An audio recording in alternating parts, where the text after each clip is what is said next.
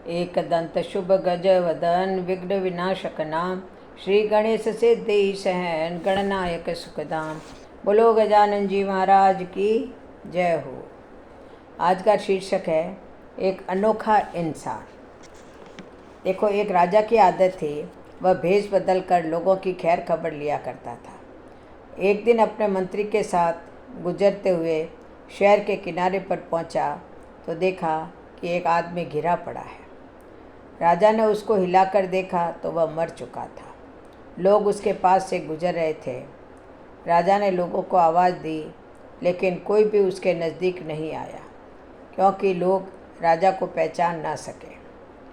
राजा ने वहाँ रह रहे लोगों से पूछा, क्या बात है, इसको किसी ने क्यों नहीं उठाया? तो लोगों ने कहा, यह बहुत बुरा है और गुनाहगार इंसान है। राजा ने कहा, क्या ये इंसान नहीं है?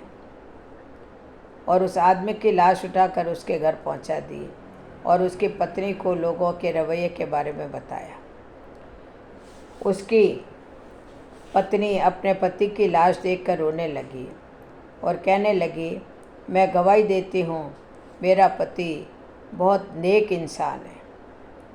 इस पर राजा को बड़ा ताज्जुब हुआ। कहने लगा, यह कैसे हो सकता है? लोग तो इसकी बुराई कर रहे थे और तो और इसकी लाश को हाथ तक लगाने को भी तैयार ना थे। उसकी बीवी ने कहा, मुझे भी लोगों से यही उम्मीद थी।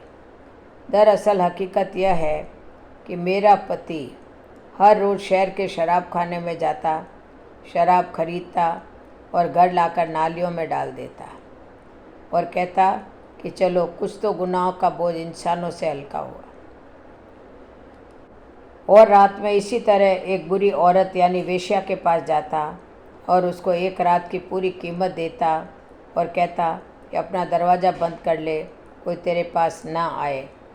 घर आकर कहता, खुदा का शुक्र है, आज उस औरत और नौजवानों के गुनाहों का मैंने कुछ बोझ हल्का कर दिया। लोग उसको उन जगहों पर जाता देखते थे। मैं अपने पति से कहती, याद रखो, जिस दिन तुम मर गए लोग तुम्हें नहलाने तक नहीं आएंगे, ना तुम्हारी अर्थी को कंधा देने आएंगे। वह हंसते और मुझसे कहते कि घबराओ नहीं, तुम देखोगी कि मेरी अर्थी के वक्त राजा और नेक लोग उठाएंगे। यह सुनकर राजा रो पड़ा और कहने लगा, मैं राजा हूँ, कल हम इसको नहलाएंगे, इसकी अर्थी को कंधा देंगे और इसका दाह संस्कार भी करवाएंगे। आज हम बज़ाहिर कुछ देखकर या दूसरों से कुछ सुनकर अहम फैसले कर बैठते हैं। अगर हम दूसरों के दिलों के भेद जान जाएं तो हमारी ज़बानें गूंगी हो जाएं।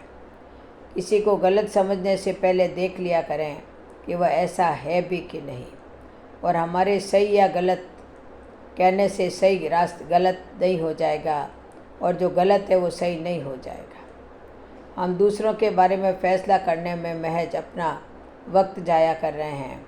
बेहतर यह है कि अपना कीमती वक्त किसी की बुराई करने की बजाय अच्छी सोच के साथ परोपकार परमार्थी कार्यों में लगाया जाए। बोलो जय श्री कृष्ण, जय जय श्री राधे।